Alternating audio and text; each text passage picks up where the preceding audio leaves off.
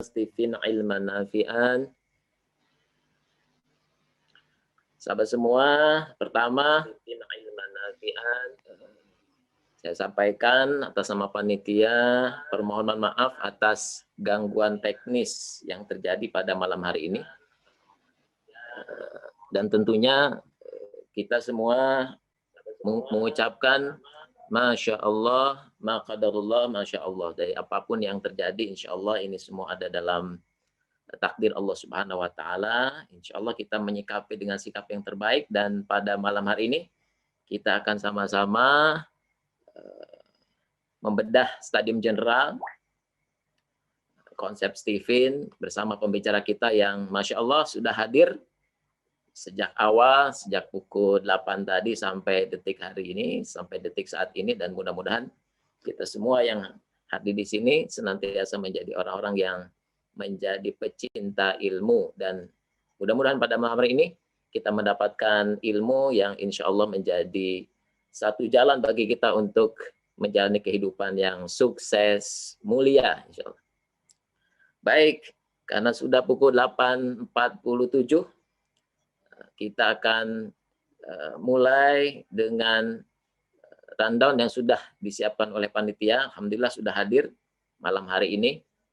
Yang pertama, yang kami hormati dan kami muliakan, Kiai Haji JJ Zainuddin, Ketua Majelis Ulama Indonesia dan sekaligus Wakil Ketua Umum Persatuan Islam Persis. Insyaallah akan menyampaikan ilmu kepada kita. Yang kedua, yang saya hormati dan saya muliakan, Dr. Hendra Agus Suarman, konsultan Health and Wellness dan juga trainer Stephen Health. Dan insya Allah akan memberikan pemaparan untuk materi yang kedua. Dan mohon informasi dari panitia karena acara ini akan dimulai oleh keynote speaker langsung dari Gurunda Ayah Farid Poniman sebagai penemu konsep Stephen. Sudah hadir Ayah Farid Poniman? Belum.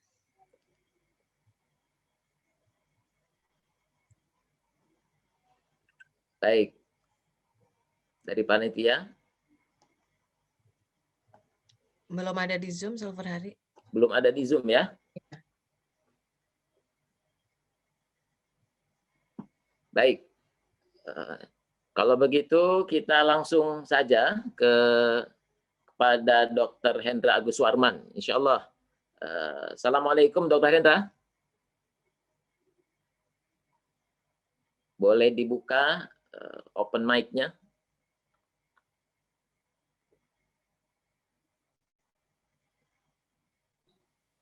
Waalaikumsalam warahmatullahi wabarakatuh. Baik, bagaimana kabarnya malam hari ini, Dr. Hendra?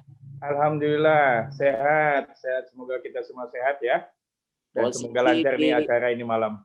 Insya Allah. Posisi di Kalimantan atau di lokasi lain ya? Di Balikpapan. Di Balikpapan. Mudah-mudahan peserta yang gabung dari berbagai belahan negeri dan juga sampai ke luar negeri untuk menyaksikan acara yang insya Allah memiliki manfaat dan keberkahan untuk kita semua. Amin. Dr. Hendra akan menyampaikan Stadium Jenderal konsep Stephen ini terkait dari sudut pandang ilmu kedokteran. Dan tentunya beliau berprofesi sebagai seorang dokter dan sudah melakukan satu penelitian, dan insya Allah pada malam hari ini kita akan menyaksikan paparan penelitian yang disampaikan oleh Dr. Hendra. Waktu dan tempat dipersilahkan, Dr. Hendra. Baik, saya mulai.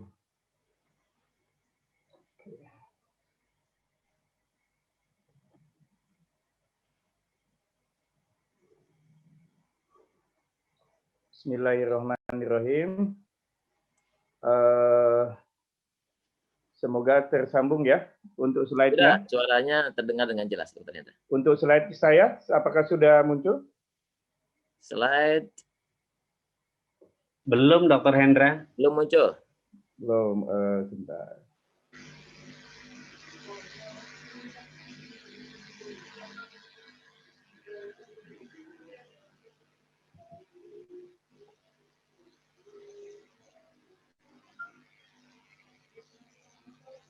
Saya coba share screen ya. Silakan, kami menunggu. Bismillah.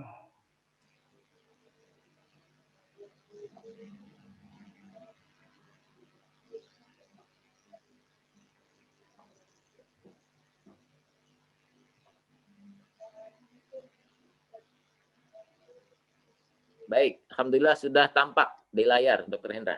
Sudah ya, baik, bismillah.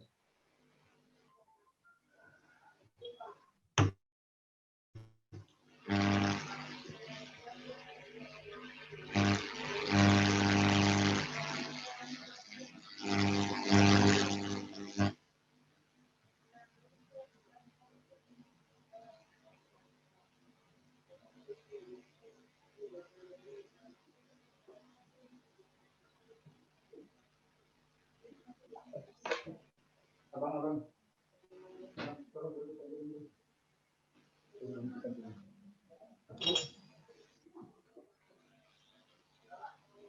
Sini loh.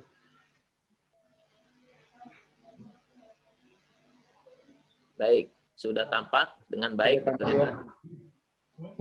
Bisa nampak ini yang anunya.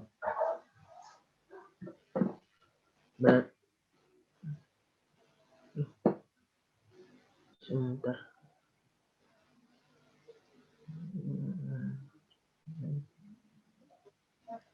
Oke. Bismillahirrahmanirrahim.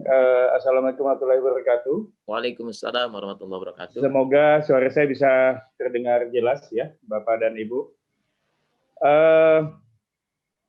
Terima kasih untuk waktu dan kesempatan yang diberikan kepada saya, Dr. JJ. Ustadz, saya izin menyampaikan duluan, karena tadi rundown-nya saya yang di belakang. Ini saya mendahului yang lebih senior. Silakan. Mudah-mudahan sinyal kita bersahabat. Jadi sebagai pembuka, saya sampaikan juga awal mula ya. Saya tahun 2014 mulai mengenal Stephen, dan saat itu salah seorang sahabat mengenalkan saya untuk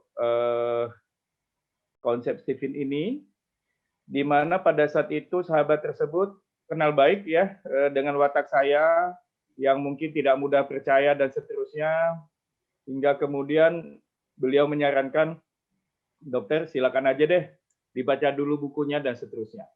Hingga sampai kemudian saya berkesempatan mengikuti WSL 2, ketemu dengan Ayah Farid, di mana saya mendapatkan pencerahan sekaligus kami berdiskusi yang cukup hangat gitu ya. Sehingga sampai pada suatu kalimat Ayah Farid menyampaikan, Dr. Hendra, karena memang ini areanya banyak masuk juga di bidang kedokteran, alangkah lebih baik kalau Dr. Hendra yang meneliti, gitu ya. Singkat ceritanya sedemikian. Hingga mulailah saya melakukan penelitian pada saat itu. Jadi penelitian saya lakukan pada tanggal 26 Agustus 2015 sampai dengan 4 Desember 2015. Saya diskusi dengan Ayah Farid, jika memang kita ingin berkembang, ya, tentunya saya tidak ingin berhenti di hipotesa. Memang idealnya konsep ini kita pelajari lebih lanjut dan kemudian kita lihat realnya. Apakah memang betul apa yang menjadi hipotesa tadi dapat kita terima secara ilmiah. Hingga kemudian dimulailah penelitian ini atas restu Ayah Farid, dan untuk independensi maka penyelenggaraan ini kami lakukan atau pengambil sampel adalah Laboratorium Klinik Prodia yang sudah memiliki sertifikasi internasional sehingga bisa lebih valid datanya. Jadi bukan saya mengambil data, tapi saya hanya di bagian analisa. Nah, subjek penelitian kami lakukan pada fase itu adalah siswa-siswi SMP Negeri 1 Balikpapan, kelas 9, usia 13-14 tahun.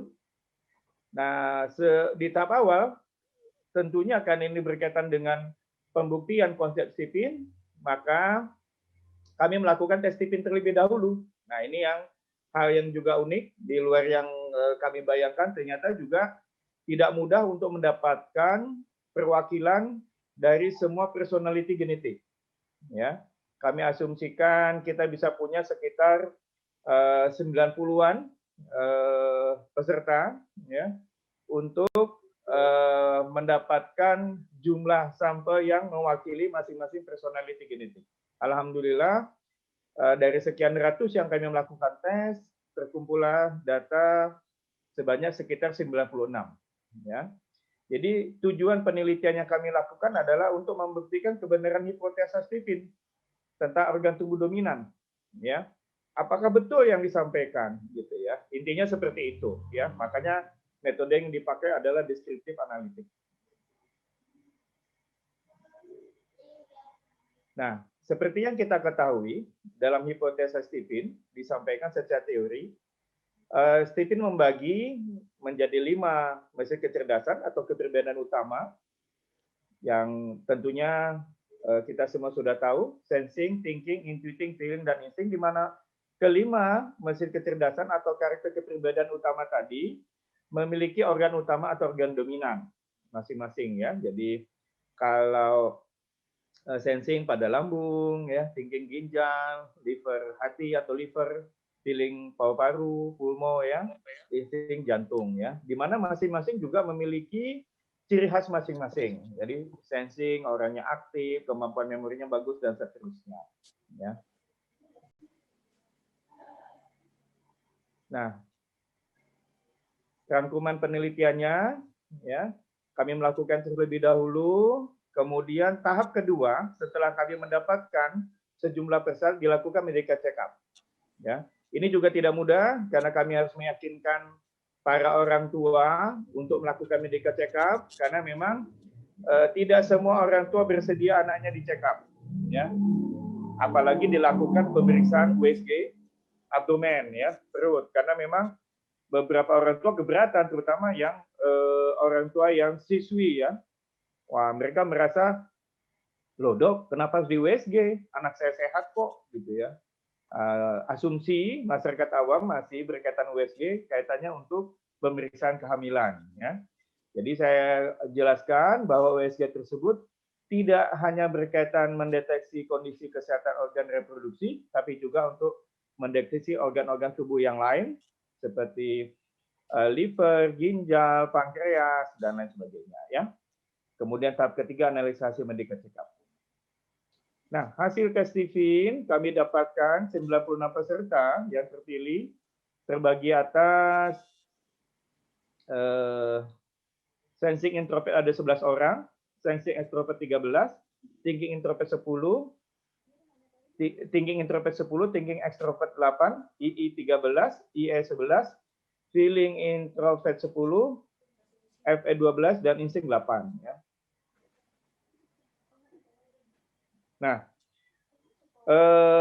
medical check-up kami laksanakan, hasil yang diperoleh. Nah, ini saya langsung pada ketemuan, ya. Jadi kami membagi 5 belahan otak tadi atau 5 mesin kecerdasan. Yang kami dapatkan temuan pada paru-paru kiri yang paling dominan adalah, jadi dari keseluruhan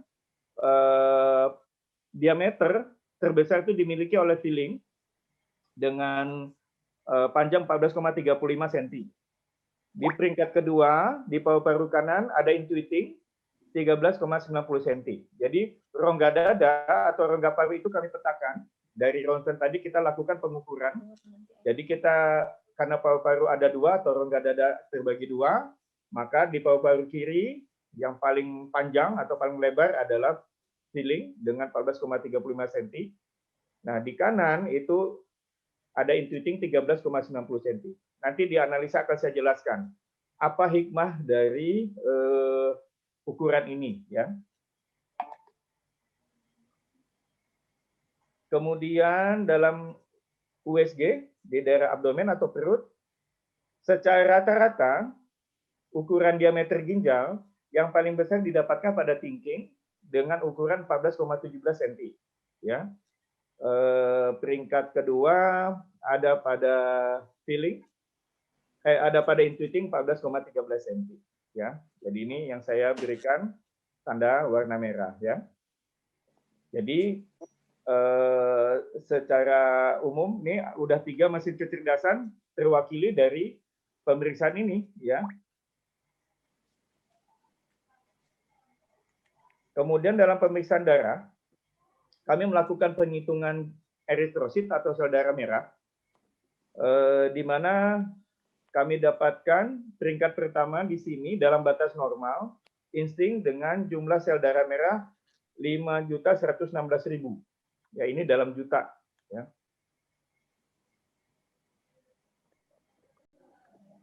Kemudian dilakukan pemeriksaan hemoglobin. Jadi kalau eritrosit itu adalah sebagai pembawa nutrisi, ya, makanan yang diperlukan oleh tubuh dan membawa komponen-komponen yang diperlukan oleh tubuh kita. Nah,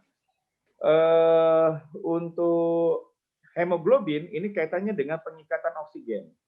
Jadi kaitan dengan sirkulasi darah, di mana insting juga menempati peringkat pertama jumlah hemoglobin dalam batas normal 14,38%. 14,38 gram per mikroliter. Ya. Kemudian sel darah putih. Sel darah putih ini untuk pertahanan tubuh juga sama. Di sini insting di peringkat pertama dengan nilai 9.225 ya. Jadi nilai normal itu di standarnya Prodia itu di angka 11.000 ya. Jadi ini masih dalam batas normal. Ya.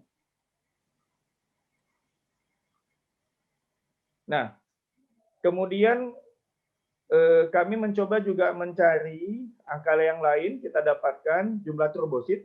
Trombosit ini berkaitan dengan pemulihan kalau kita luka untuk pembekuan darah. Di sini urutan tertinggi dalam batas normal adalah sensing 397.250.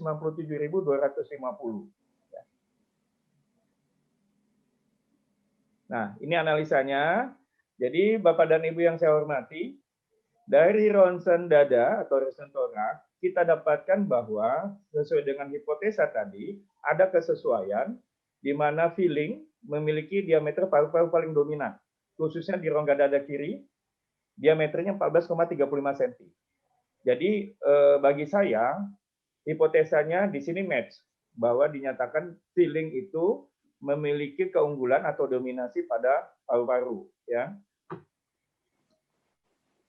Di sisi yang kedua, untuk di rongga dada sebelah kanan, ya, di sini yang terbesar dimiliki oleh Intuiting dengan ukuran 13,90 cm. Ini bisa dimaklumi, ya. Jadi kemudian saya lakukan telah analisa bahwa posisi liver itu dia letaknya di tengah, bagian terbesarnya ada di sisi kanan, sehingga ini mungkin yang membuat gambaran seolah-olah diameter paru-paru pada Intuiting itu menjadi besar. Jadi ini dalam pengertiannya rongga dada sebenarnya. Jadi secara tidak langsung hal ini menjawab bahwa memang pada Intuiting organ dominannya di liver itu bisa diterima. Kemudian dari pemeriksaan ultrasonografi di daerah abdomen atau perut, didapatkan hasil bahwa ginjal dengan ukuran rata-rata, diameternya yang paling besar adalah thinking, 14,17 cm, juga alhamdulillah bisa membuktikan bahwa hipotesa yang disampaikan bahwa thinking adalah organ dominannya ginjal bisa terwakili dari pemeriksaan USG yang kami lakukan pada saat itu. Nah, ada 2 mesin kecerdasan yang memang tidak kami dapatkan hasilnya secara anatomi, yaitu pada insting dan sensing. Bukan karena hipotesanya yang keliru, tetapi berkaitan dengan metode atau teknik pengambilan sampelnya. Ini yang perlu dievaluasi. Bisa jadi item-item pemeriksaan yang kami lakukan itu tidak mewakili konsep pengambilan sampel khusus kedua mesin kecerdasan tadi. Sehingga kami mencoba melakukan telahan di bidang hematologi. Di sini kami mencoba memetakan aktivitas. Nah, pada insting kami dapatkan aktivitas hematologinya termasuk yang paling aktif, di mana tergambar dari kadar sel darah merah pada insting yang menduduki tadi peringkat pertama, kadar hemoglobinnya juga yang pertama, ya, paling tinggi, kemudian sel darah putihnya juga demikian. Ini menunjukkan bahwa pada orang insting, aktivitas jantung dan sirkulasi darah bekerja sangat aktif, tapi semuanya tentunya dalam batas normal. Sehingga bisa kami sampaikan bahwa insting itu organ dominannya adalah jantung, diikuti juga dengan sirkulasi darah, sangat sesuai. Ya, jadi boleh dikatakan bisa mewakili hipotesa yang tadi sudah disampaikan di depan. Nah, bagaimana dengan sensing? Memang dalam pengukuran anatomi kami tidak dapatkan gambaran yang lebih match, tetapi kalau dilakukan analisa bahwa sensing itu tipikali mesin kecerdasan atau karakter kepribadiannya aktif secara fisik, maka boleh dibilang tubuh harusnya juga akan melengkapi aktivitas tadi supaya bisa berjalan dengan baik. Nah, salah satunya di sini kepada orang yang aktif secara activity, kaitannya dengan kegiatan olahraga dan lain-lain, maka dibutuhkan faktor-faktor yang akan mendukung pemulihan atau recovery. Nah, di gambaran hematologi tadi, kami mendapatkan bahwa sensing itu menduduki peringkat pertama untuk kadar trombosit dalam batas normal.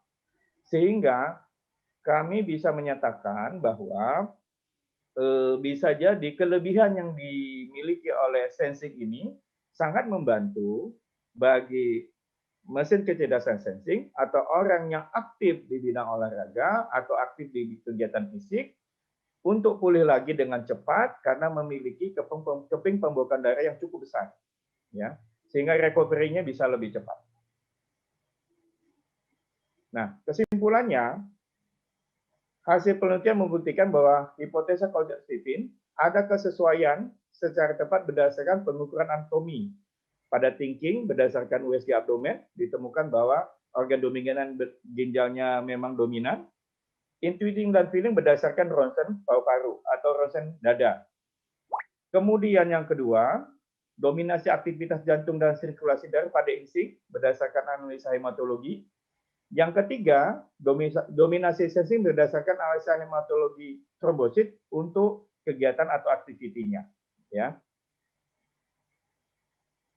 Kesimpulan yang keempat, perlu dipertimbangkan jenis pemeriksaan yang lebih sesuai. Sebenarnya yang tepat untuk sensing adalah kita melakukan pemeriksaan endoskopi atau gastroskopi namanya. Jadi kita mengukur, memasukkan kamera seperti selang gitu ya, ada kamera masuk ke saluran cerna, dilihat diameter lambungnya berapa, ya. Tetapi memang tindakan invasif ini setelah saya diskusikan juga dengan beberapa ahli tidak direkomendasikan karena pada fase itu subjek kami adalah siswa-siswi yang tentu secara indikasi medis mereka pada saat itu tidak ada indikasinya untuk dilakukan. Mungkin hal ini yang membuat untuk sensing kita tidak mendapatkan hasil seperti pada thinking, intuiting, dan feeling. Ya. Nah, tetapi saya mengambil analisa tadi, saya yakin jika pemeriksaannya lebih tepat, insya Allah hasilnya juga akan lebih sesuai. Mungkin itu yang saya sampaikan berkaitan dengan penelitian yang kami lakukan. Dan pada prinsipnya sebenarnya yang sudah saya jalankan dari tahun 2015 sampai dengan sekarang 2020, konsep Stephen, terutama Stephen Health, sudah sangat membantu aplikasi berkaitan dengan pemulihan kondisi kesehatan, identifikasi penyakit. Jadi saya di tahun 2017, 18, dan 19 melanjutkan dengan observasi klinis berdasarkan temuan yang kami dapatkan di 2015 tadi. Dan alhamdulillah sangat membantu kesembuhan dan pemulihan kondisi pasien-pasien yang selama ini berkunjung ke tempat kami.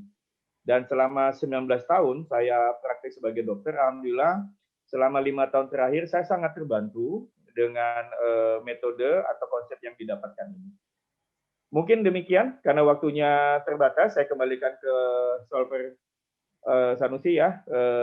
Mudah-mudahan apa yang saya sampaikan tadi bisa membantu keyakinan kita, pemahaman kita bahwa aplikasi dari Stephen itu sudah bisa kita manfaatkan, ya, Dan saya yakin mudah-mudahan bisa diaplikasikan di bidang-bidang yang lain yang sejauh ini sudah berjalan di semua penggiat Stephen.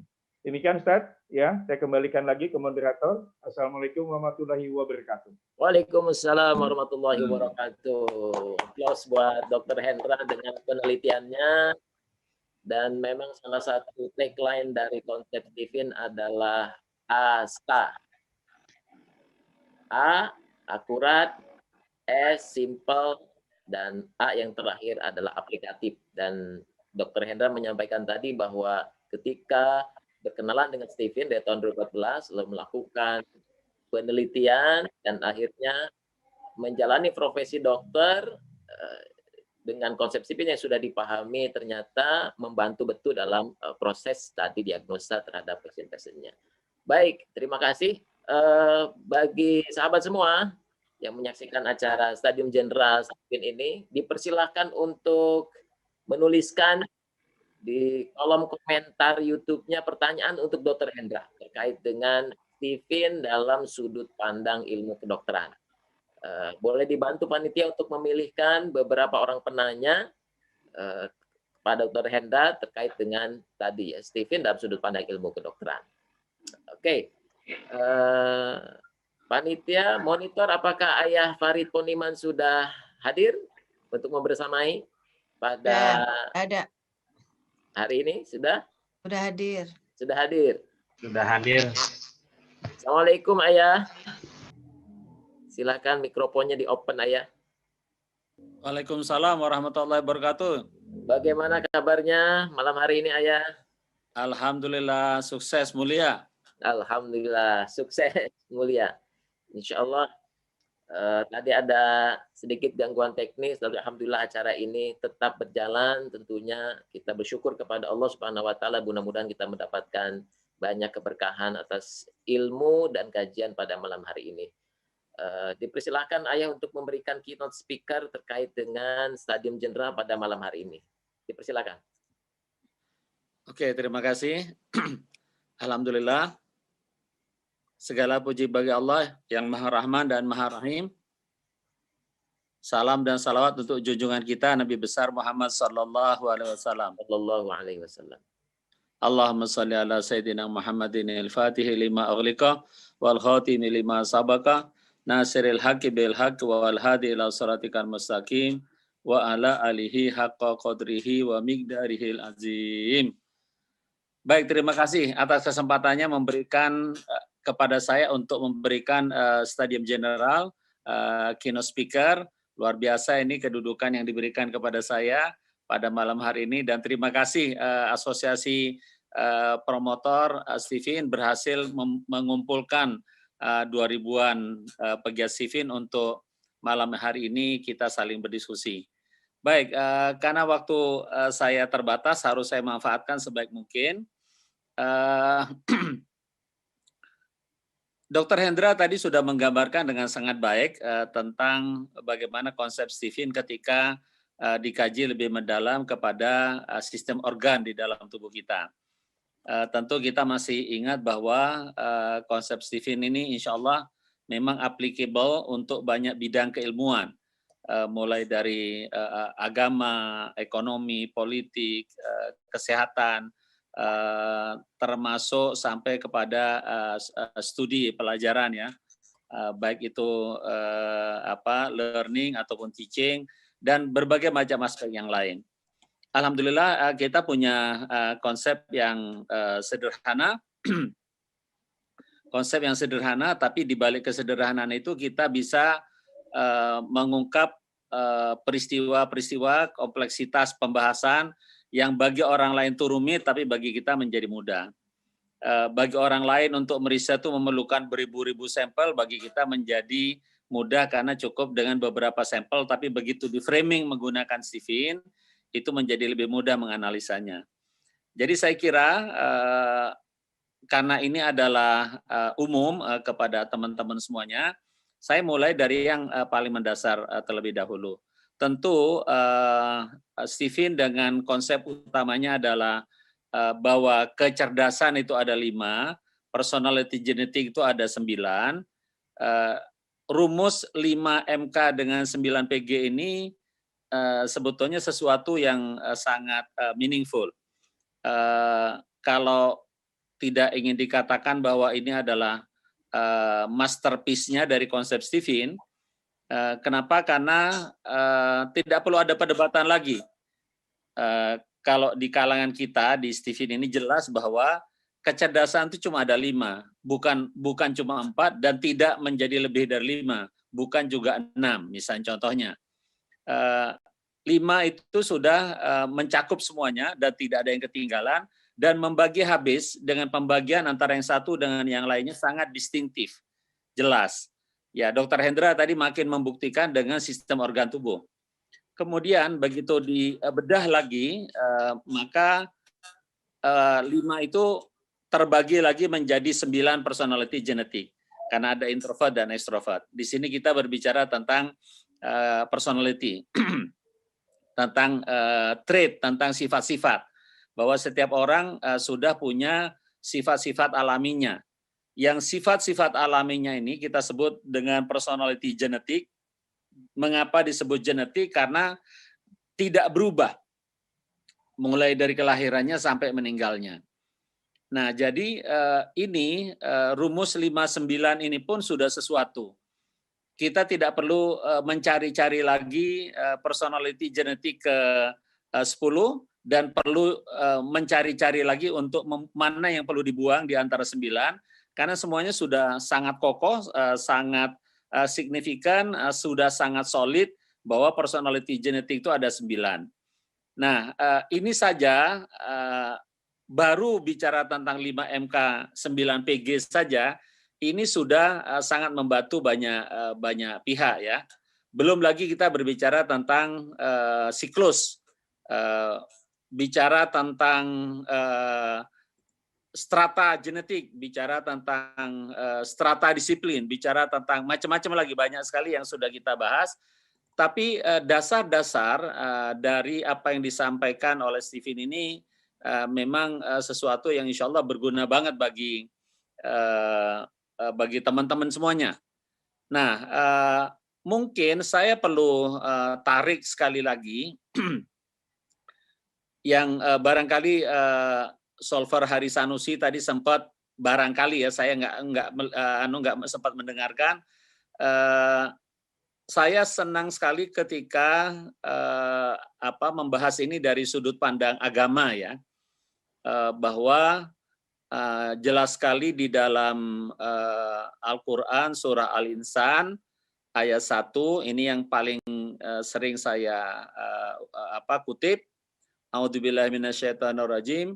Hal ata alal insani hinum minad dahri lam yakun syai'an mazkura. Jadi kalau berdasarkan terjemahannya kan ini terjemahannya lebih kurang, bukankah pernah datang kepada waktu dari masa yang ketika itu belum merupakan sesuatu yang dapat disebut. Nah, ini tafsirnya terjemahannya kan begitu. Tapi kalau berdasarkan tafsirnya yang paling mudah, yang sangat bagus dan berhubungan dengan kita, itu kita mengutip tafsirnya Syekh Abdul Qadir Jailani yang mengatakan bahwa karakter manusia telah diciptakan sebelum Allah menciptakan dimensi ruang dan waktu. Ya, kalau kita lihat di dalam hadis, sesuatu yang tadi belum dapat disebut itu, yang oleh Syekh Abdul Qadir Jailani disebut sebagai karakter manusia, itu ternyata menurut hadis riwayat Muslim, itu sudah ditetapkan 50.000 tahun sebelum penciptaan langit dan bumi. Nah, karena itulah ini menjadi sesuatu menarik, isu ini menjadi sangat menarik karena ternyata di balik pentingnya waktu, masih ada yang lebih penting lagi, yaitu adalah mengenali tentang karakter. Nah, karena itulah mengapa Steve ini menjadi amat sangat relevan ketika berbicara tentang karakter manusia. Dan sebetulnya menggunakan Steve ini bukan hanya sekedar berbicara orang per orang, kita bisa berbicara tentang karakter budaya, atau yang kita sebut dengan antropologi ya, peradaban di sebuah bangsa. Itu pun ternyata memiliki karakter-karakternya sendiri. Dan bukan hanya itu, saya kira juga seluruh tatanan alam semesta semuanya memiliki DNA, semuanya memiliki karakter. yang itu semuanya mengalir, sirkulasinya itu menjadi sangat jelas mengikuti rumus yang sudah kita ajukan ya. Dan ini pun sebetulnya kan kita punya rujukan agamanya ya, berdasarkan hadis qudsi yang disampaikan oleh Anas bin Malik yang mengatakan bahwa firman Allah di dalam hadis qudsinya mengatakan bahwa malaikat takjub ketika Allah menciptakan bumi meskipun dalam keadaan miring dan bergoyang, maka Allah tancapkan gunung, maka kemudian bumi itu tidak lagi miring dan bergoyang. Malaikat bertambah takjub. Bumi adalah sensing, ditancapkan gunung, yang itu artinya bumi ditaklukkan oleh gunung, maka kemudian berhentilah bumi dari miring dan bergoyang tadi. Bertambah takjublah malaikat dan malaikat bertanya, adakah yang bisa mengalahkan gunung? Ada, yaitu adalah logam. Logam adalah thinking. Intuiting tadi adalah gunung atau sesuatu yang tumbuh vertikal termasuk adalah pohon. Dan malaikat terus bertanya, adakah yang bisa menaklukkan logam? Ada, yaitu adalah api. Api adalah feeling. Adakah yang bisa menaklukkan feeling? Ada, yaitu adalah air. Air itu adalah insting. Dan adakah yang bisa menaklukkan air? Ada, yaitu adalah angin. Angin adalah kembali lagi kepada sensing, karena itu adalah merupakan siklus tertutup. Bumi adalah sensing introvert, angin itu atau udara itu merupakan sensing extrovert. Nah, jadi dari sensing kembali sensing sebagai sebuah siklus tertutup. Nah, ini pun menjelaskan tentang sirkulasi, mana yang dikalahkan, mana yang mengalahkan. Dan kodrat itu ternyata berlaku kepada kita semuanya. Sehingga kemudian dengan mudah bisa dibedah analisa hubungan antar orang, antar pasangan, orang tua dengan anak, pemimpin dengan tangan kanannya, pemimpin dengan anak buahnya, pemimpin dengan timnya, menggunakan analisa yang sederhana ini. Akhirnya memang mudah bagi Stephen menganalisa banyak hal karena pisau analisanya tajam.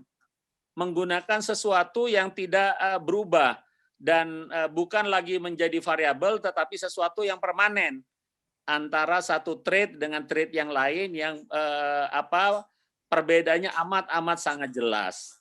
Nah, ini yang saya kira membuat Stephen menjadi relevan dalam semua bidang kehidupan. Saya rasa teman-teman yang bergabung di sini 2000-an orang ini sudah merasakan manfaatnya selama menjadi promotor, melakukan pengetesan, bagaimana teman-teman bisa mendamaikan pasangan suami istri yang mau cerai. Teman-teman sudah berhasil memberikan masukan kepada orang tua untuk menangani anak-anaknya yang barangkali selama ini kesulitan. Demikian juga dengan pekerjaan kantor dan yang lain-lain, banyak sekali yang bisa dibantu oleh teman-teman di dalam konselingnya. Karena itulah mengapa kemudian saya ingin mengatakan dengan penuh keyakinan bahwa insya Allah bahwa konsep Stephen ini akan survive, akan terus berlangsung dan bisa digunakan, dan ya boleh dibilang tidak ada matinya. Kenapa? Karena terus kami mencoba bahwa konsep Stephen ini tidak bertentangan dengan Al-Quran dan hadis. Ya, jadi kalau ada yang konsep Stephen yang bermasalah, ditemukan hujah baru yang menunjukkan bahwa ada kesalahan dengan Stephen, maka tentu saja bukan hujahnya yang kita ubah, tetapi Stephen-nya yang kita ubah. Tapi alhamdulillah sejauh ini hipotesa-hipotesa, rumus-rumus, skema-skema yang kita buat, alhamdulillah sudah bisa berjalan dengan baik sehingga teman-teman bisa dengan mudah menggunakan dalam berbagai bidang kehidupan.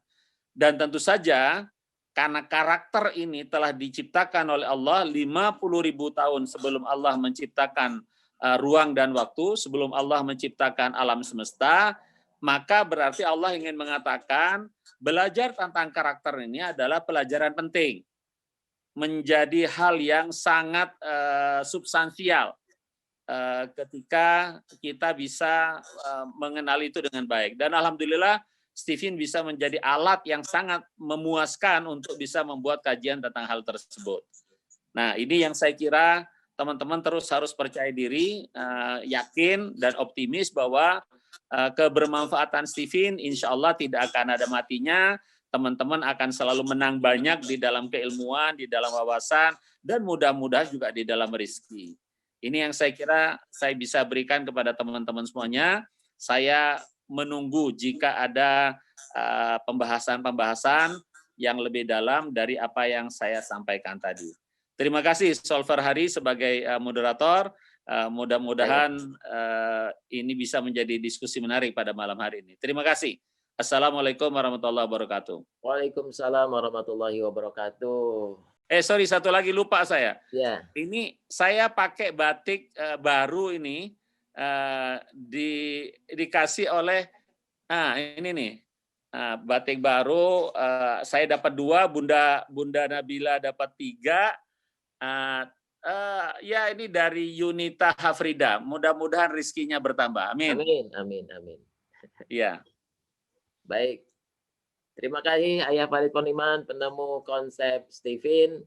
Tadi Ayah menjelaskan berbagai macam istilah ya. Yang ada strata genetik, ada teori sirkulasi, kaitannya dengan siklus tertutup. Sahabat semua itu bisa Anda nikmati dalam kajian Stephen tematik yang menjelaskan konsep Stephen secara lebih luas lagi, secara lebih dalam lagi, tentu dalam frame tadi akurat, simple, dan aplikatif, dan itu sudah disampaikan oleh Kak Farid. Kalau masih penasaran, kepo, ikuti workshop Stephen tematik ya, dan juga tadi disampaikan oleh Dr. Hendra, salah satu Stephen tematiknya Stephen Health, Stephen Kesehatan. Oh ya, untuk Dr. Hendra ada pertanyaan-pertanyaan nih, nanti boleh disiapkan satu pertanyaan dari peserta itu, satu terkait dengan apa hubungannya organ dominan pada mesin kecerdasan seseorang atau pada PG seseorang dengan daya tahan tubuh, gitu ya. Yang kedua pertanyaan dari peserta itu, karena organ dominannya apa kaitannya dengan penyakit? Ada kaitannya dengan penyakit. Dan yang ketiga, karena kita sedang berada pada situasi pandemi, kira-kira tips apa yang bisa disampaikan pada setiap MK untuk menjaga vitalitasnya? Nah, insya Allah nanti Dr. Hendra akan menjawab itu setelah pembicara berikutnya yang kami muliakan, kami hormati Kiai Haji JJ Zainuddin, Ketua MUI Majelis Ulama Indonesia dan Wakil Ketua Persis, insya Allah akan memberikan sudut pandang dari sisi ilmu agama, ya, dari sisi agama. Tentu dalam konteks ini agama Islam. Sahabat semua, sebagaimana kita ketahui bahwa Stephen, ketika seseorang dites Stephen dengan 10 sidik jarinya itu, maka yang muncul adalah menjawab 2 pertanyaan penting. Yang pertama adalah belahan otak mana yang dominan? Apakah limbik kanan, limbik kiri, neokortex kanan, neokortex kiri, atau otak tengah? Yang kedua adalah lapisan pembungkus otak mana yang lebih tebal. Kalau yang lebih tebal bagian dalam namanya introvert. Kalau yang lebih tebal bagian luar adalah extrovert. Karena Stephen adalah konsep kepribadian, personality genetik yang disampaikan oleh Farid tadi, secara genetik maka dia tidak berubah. Maka itu berkorelasi dengan penelitian Dr. Hendra yang melihat kaitannya konsep Stephen dengan genetika dengan organ tubuh. Oke. Dalam itu paparan sederhana terkait dengan konsep Stephen. Nah, pada hari ini, malam ini ada Kiai Haji Dr. JJ Zainuddin yang akan memberikan sudut pandang terkait dengan biasanya orang mendekatkan ketika seorang dites sidik jari lalu dikaitkan dengan potensi karakter atau kepribadian, orang mengatakan, "Oh, ini ramalan nih. Ini kahin, ini sesuatu yang bisa masuk ke dalam kemusyrikan dan lain sebagainya." Nah, insya Allah dari sudut pandang agama kita menghadirkan insya Allah pembicara yang amat kompeten untuk melihat konsep Stephen dengan sidik jarinya dalam sudut pandang agama. Kami persilahkan waktu dan tempat kepada Pak Kiai untuk bisa menyampaikan paparannya. Terima kasih. Silakan. Terima kasih pembawa acara yang saya hormati. Yang saya hormati Bapak Farid Poniman, yang saya hormati Pak Dr. Hendra, dan seluruh peserta Stadium General ini yang dirahmati dimuliakan Allah Subhanahu wa taala. Assalamualaikum warahmatullahi wabarakatuh. Waalaikumsalam warahmatullahi wabarakatuh. Alhamdulillahirabbil alamin wa bihi nasta'in wa ala dunya waddin. Asyhadu an la ilaha illallah wahdahu la syarikalah wa asyhadu anna Muhammadan abduhu wa rasuluh. Qala Allah ta'ala fil Qur'anil Karim, a'udzubillahi minasyaitonir rajim. Wa fi anfusikum afala tubsirun. Shadaqallahul azim. Puji syukur alhamdulillah kita sanjungkan kehadiran Allah Subhanahu wa taala.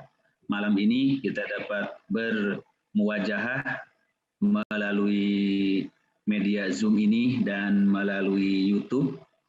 Kemudian kita dapat berbagi informasi dan juga berbagi ilmu pengetahuan yang insya Allah tidak ada menuntut ilmu yang tidak wajib di dalam Islam. Ilmu apapun yang bermanfaat bagi manusia dalam Islam itu adalah wajib. Hanya ada yang wajib bersifat aini, ada yang wajib atau fardu bersifat kifai, fardu ain dan fardu kifayah. Nah, saya kira memahami ilmu yang dikembangkan oleh Stipin ini juga bagian dari ilmu yang wajib dipelajari, tetapi barangkali masuknya kategori wajib kifayah. Baiklah, yang saya hormati narasumber, kemudian moderator dan pendiri, penggagas dan penemu Stipin ini, Bapak Farid Poniman, serta seluruh peserta Stadium General yang dirahmati Allah. Saya akan mencoba menyampaikan secara garis besar ya kerangka kajian agama terhadap apa yang tadi disampaikan terkait dengan konsep Stipin ini di dalam mengenali mesin kecerdasan dan personality genetik. Saya akan coba tayangkan secara singkat beberapa dasar-dasar kerangka pemikiran untuk pemahamannya terhadap masalah ini. Alhamdulillah sudah tampak, Kiai. Ya, sudah tampak ya. Baik, insya Allah. Nah, kita akan coba lihat di sini. Pertama yang kami pahami, kalau merujuk kepada website yang bisa kita lacak tentang Stipin ini, pada dasarnya Stipin adalah konsep ilmu yang memetakan manusia berdasarkan sistem operasi otaknya. Hanya saja mungkin kalau lebih dirincikan lagi yang saya pahami, yaitu melalui analisis atas bagian dan sistem kerja otak manusia, mesin kecerdasan dan personality genetik bisa ditebak dan diketahui. Nah, untuk mengetahuinya, sistem kerja bagian otak mana yang dominan pada seseorang dianalisis dari scanan sidik jarinya. Kemudian muncullah 5 macam mesin kecerdasan dan 9 tentang kepribadian bawaan tadi atau personality genetik.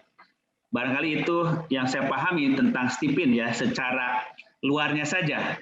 Adapun tadi secara lebih mendalam dikemukakan oleh Pak Ayahanda, Pak Farid Poniman, begitu pula Dr. Hendra, itu mungkin lebih mendalam lagi.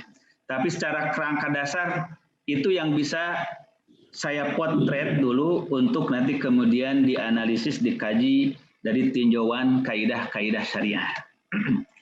Karena kalau sudah masuk sampai ke detail-detailnya, itu sudah bagian bukan lagi wilayah tinjauan syariah agamanya, tetapi itu tinjauan-tinjauan spesifik tentang psikologi, tentang anatomi tubuh, dan lain sebagainya.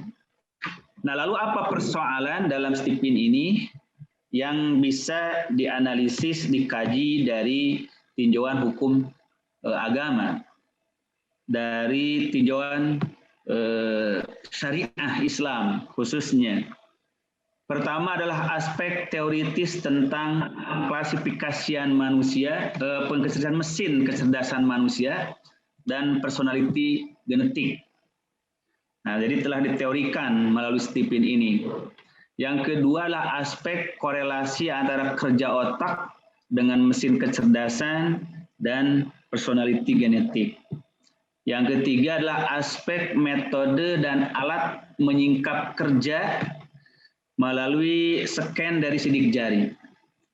Kemudian aspek korelasi rumus sidik jari dengan minat, bakat, dan karakter seseorang. Nah, seluruh aspek di atas dari kajian agama adalah bagaimana hubungannya dengan hukum akidah dan muamalah.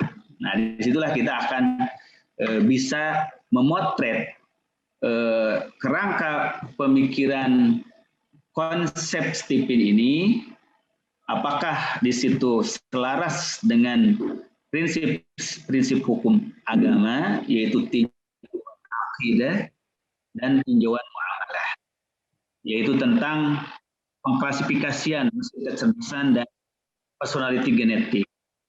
Kemudian tentang korelasi kerja otak dengan mesin kecerdasan dan personality genetik. Kemudian alat menyingkap dari rahasia yang ada di otak itu melalui penyekenan, pembacaan scanan jari. Nah, bagaimana korelasi dari penemuan sidik jari tadi atau rumus kode sidik jari tadi dengan karakter seseorang. Nah, lalu seluruh aspek di atas bagaimana hubungannya dengan hukum Islam dari akidah ataupun muamalah. Nah, secara garis besar kita bisa menemukan korelasi ya konsep-konsep yang dikemukakan dalam metode Stipin ini itu adalah pertama tinjauan dari aspek fitrah, sibgoh, dan syakilah. Nah, di dalam Al-Quran ada penyebutan ini, yaitu konsep fitrah, konsep sibgoh, dan syakilah. Pertama tentang konsep fitrah dalam surah Rum ayat ke-30. Allah Subhanahu wa taala firmankan, a'udzubillahi minasyaitonirrajim, fa'aqim wajhaka lid-dini hanifa fitratallah allati fataran nasa 'alaiha la tabdila li khalqillah dzalika ad-dinul qayyim walakin aktsarun la ya'lamun. Saya tidak cantumkan terjemahnya karena untuk memudahkan slide ini bisa dilihat di Mushaf Al-Quran terjemah ya. Surah Rum ayat 30. Nah, di sini Allah firmankan, hadapkanlah wajahmu kepada agama Allah lurus. Itulah fitrah Allah, allati fattaran nasa 'alaiha. Nah, jadi Allah telah menciptakan pada diri manusia sebuah fitrah yang tadi telah disinggung oleh Ayahanda bahwa sebelum masih menjadi keputusasaan. Nah, jadi ini menggambarkan adanya karakter dalam diri manusia yang karakter itu muncul ketika dia berhadapan dengan kesuksesan yang dia peroleh atau dengan tantangan, kesulitan, kegagalan yang dia hadapi. Itu akan terlihat karakter yang sesungguhnya dari orang tersebut. Lalu firman Allah, "Qul," katakan oleh Muhammad, "Kullu ya'malu ala syakilati." Setiap orang akan bertindak, berbuat berdasarkan syakilahnya. Syakil itu kalau dalam arti asalnya syakal, sesuatu bentukannya, sesuai dengan bentuknya. Sifat dasarnya, karakter. Maka para ulama mengartikan fitrah, sibgoh, syakilah. Terkadang dalam mana yang sama, yaitu at-tariqah wal manhaj wat tabi'ah wal jibilah.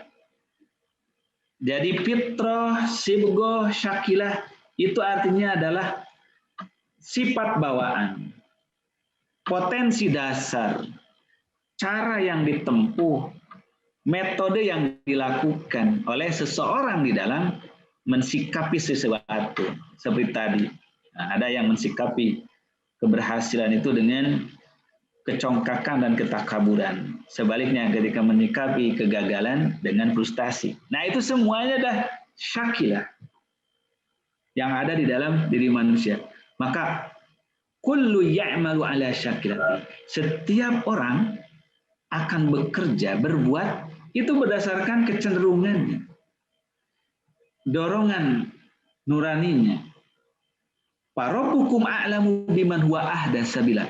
Maka Tuhanmu yang lebih tahu siapa orang yang lebih lurus jalannya, siapa yang lebih sesuai sejalan dengan fitrah nuroniyah yang positif yang Allah berikan kepada dirinya. Nah, jadi konsep fitrah, sidgo, dan syakilah ini mendapatkan kesesuaian, korelasi, dan relevansi dengan konsep tadi adanya mesin kecerdasan dan adanya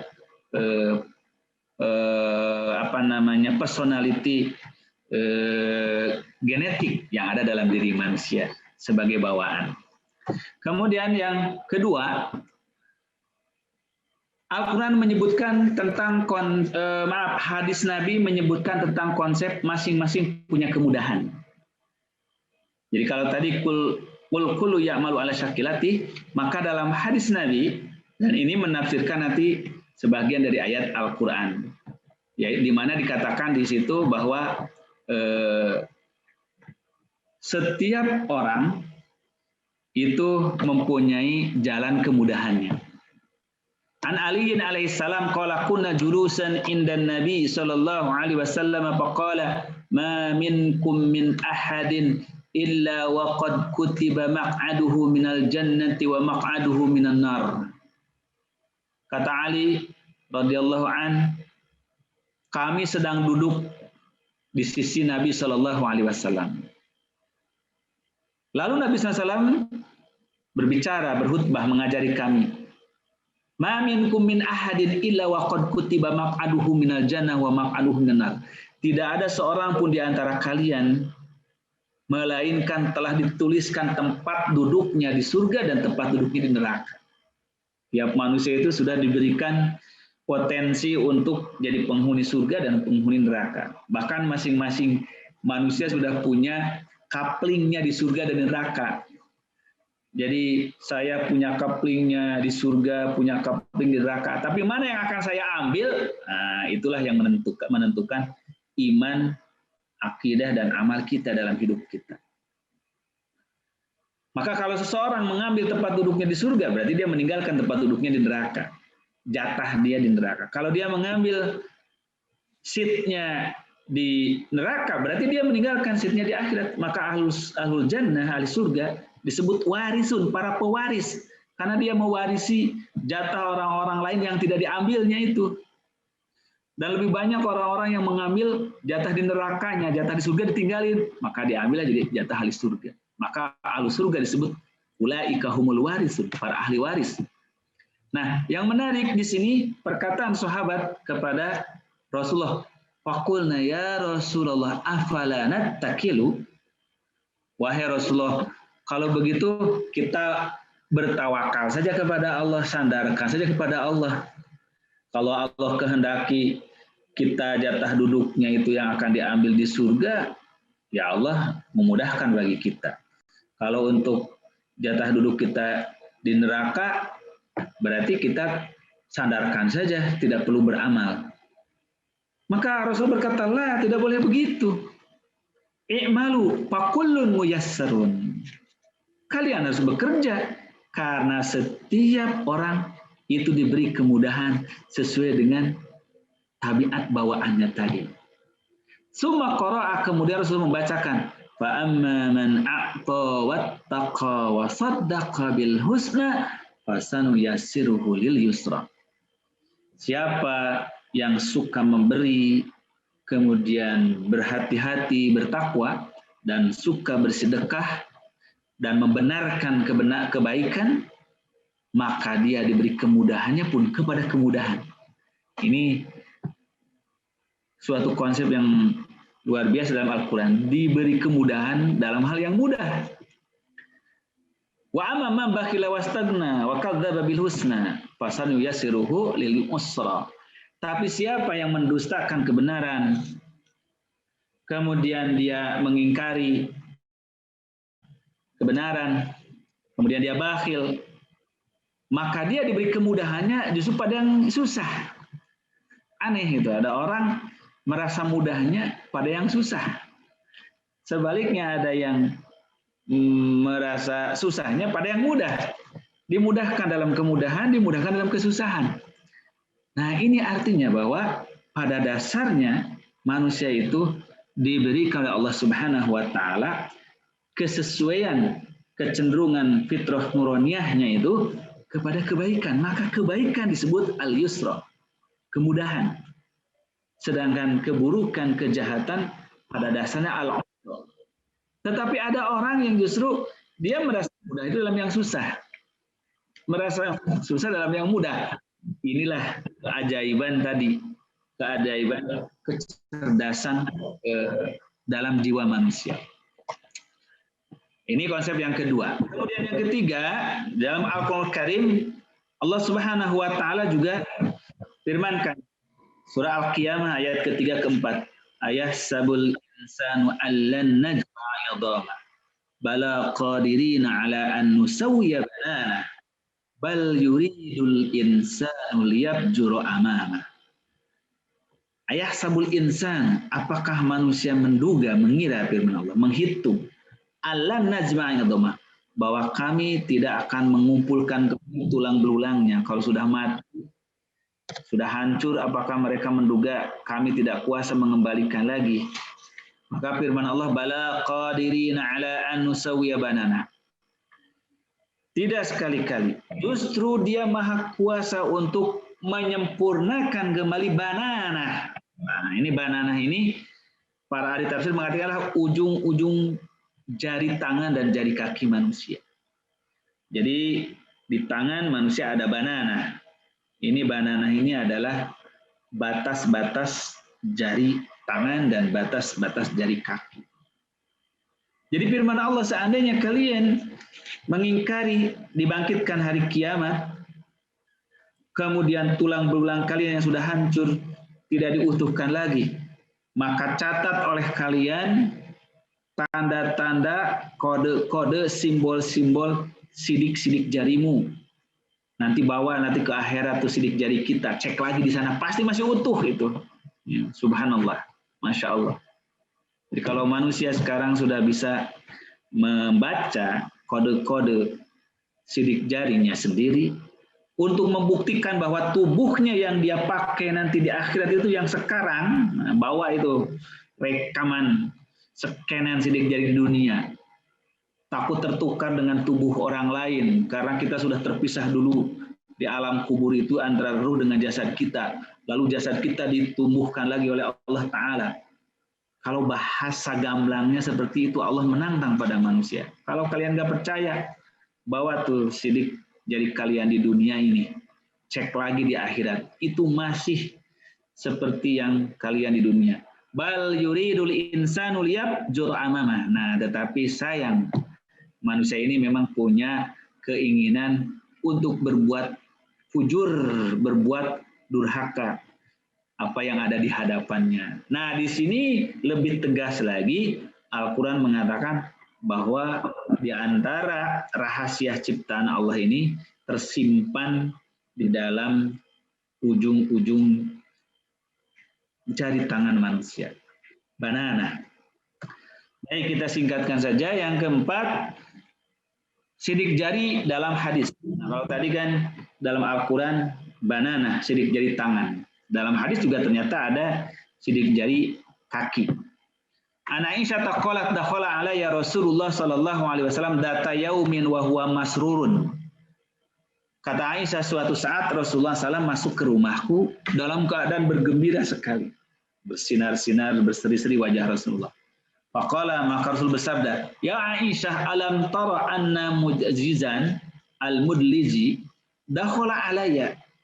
Farwa Usamah bin Zaid wa Zaidan wa alaihi maqatifatun qad gattaya ru'usahuma wa badat aqdamuhuma. Faqala inna hadhihi al-aqdam ba'duha min ba'din. Wahai Aisyah, tahukah kamu, kata Rasulullah, bahwa Mujaziz al-Mudliji, nah, Mujaziz al-Mudliji ini ternyata seorang ahli kiapah.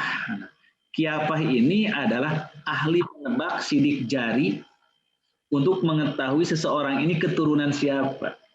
Seseorang ini adalah garis nasabnya dengan siapa. Ini Masya Allah. Di zaman jahiliyah seperti itu sudah ada sudah satu profesi, sebuah profesi yang ahli mengamati perbedaan sidik jari. Yang bukan hanya dari tangan, tapi dari kaki. Gitu. Dari kaki dia melihatnya itu, bentuk jari kakinya. Nah, yang namanya adalah Mujazziz al-Mudliji. Nah, ketika dia masuk ke rumah Rasulullah di malam hari, lalu Usamah bin Zaid dengan ayahnya Zaid itu tidur dalam satu selimut karena dingin. Dan Usamah memang masih kecil. Tapi karena selimutnya itu pendek, akhirnya yang ditutupi itu adalah bagian tubuhnya saja. Nah, kaki kedua orang ini, Usamah dan Zaid ini nongol keluar. Lalu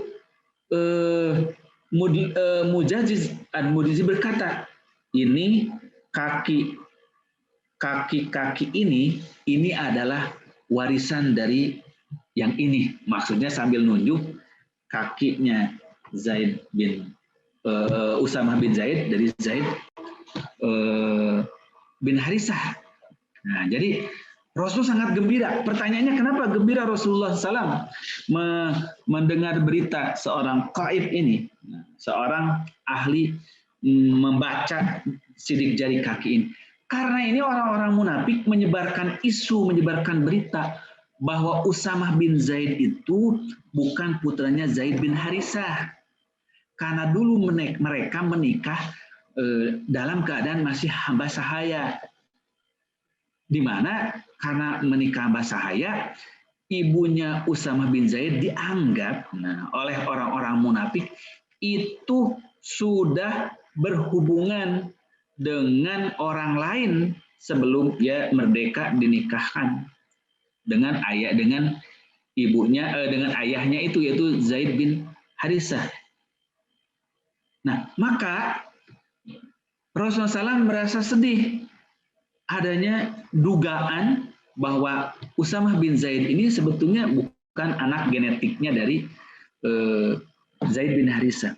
Begitu ada seorang qaib, ahli membaca garis-garis jari kaki, lalu dia mengatakan, ini benar-benar Usamah ini keturunannya Zaid. Karena aku membaca dari garis-garis jari kakinya itu. Rasulullah gembira, itu sampai bercerita pada Aisyah. Berarti yakin itu adalah putranya Zaid bin Harisah, bukan dari yang lain seperti yang dituduhkan kaum munafik itu. Inilah di antara dasar kenapa bahwa secara syar'i Islam mengakui adanya suatu jenis ilmu yang bisa membaca tentang kode-kode sidik jari. Bukan hanya tangan, bahkan kaki. Maka dari 4 dasar landasan syar'i tadi, dalil-dalil kemukakan tadi ya, itu hanya sebagian kecil yang saya sampaikan.